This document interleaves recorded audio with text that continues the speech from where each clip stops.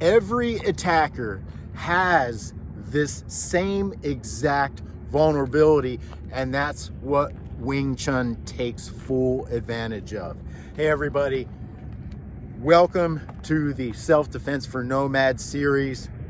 This is lesson number 3 in the series. Now, if you haven't checked out the previous lessons, you should probably stop this video and go back to the introduction and lesson 1 and lesson 2. I will be building upon 2 very basic concepts, which is turning a crisis into an opportunity and situational awareness. And we will build upon these rather than having a bunch of different concepts and a bunch of different techniques.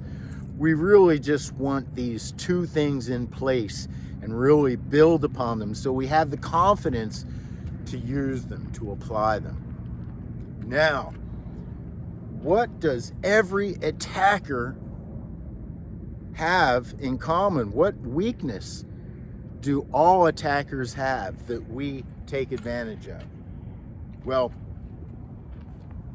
this would not necessarily apply if we were talking about sport fighting. However, we're talking about self-defense. So the one thing that we can rely upon our attacker to do is to attack. Now, when someone is attacking, they have a very difficult time defending.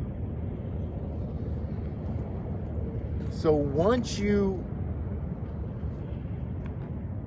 take a defensive posture, it's only a matter of time before you see that window that's open where you can launch, I'm not going to say a counterattack, because that's not exactly what we're doing. It's in the ballpark though. We're looking for that window of opportunity where we will do a push-pull and present them with our structure. Now, they'll be hitting our structure, kicking, whatever. But our job is to defend, to position ourselves, and then wait for that opportunity to allow them to critically hit themselves upon our structure. So in this particular case, here's a very simple example. If I'm protecting and pushing back, and then there's a window of opportunity where they're not defending themselves because they're too busy offending, then you can then collapse and feed them an elbow, or feed them a fist, or a palm, even better, right?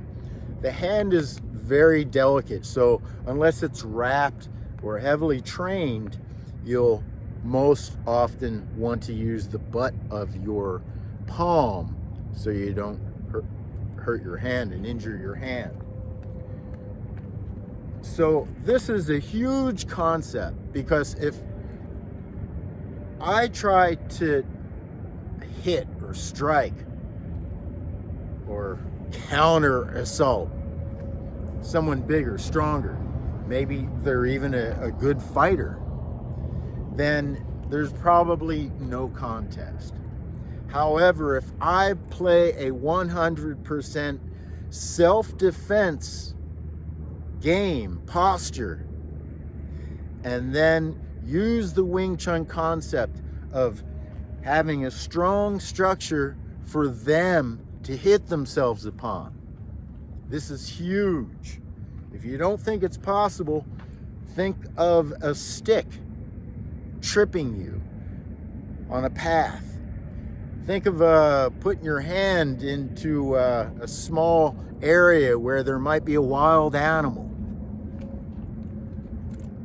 You can really make a difference in the way that you resist and defend yourself.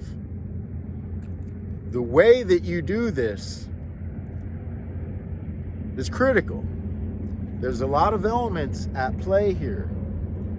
One of them being, and we'll go into this in a future video, but a thing called elevating the violence level.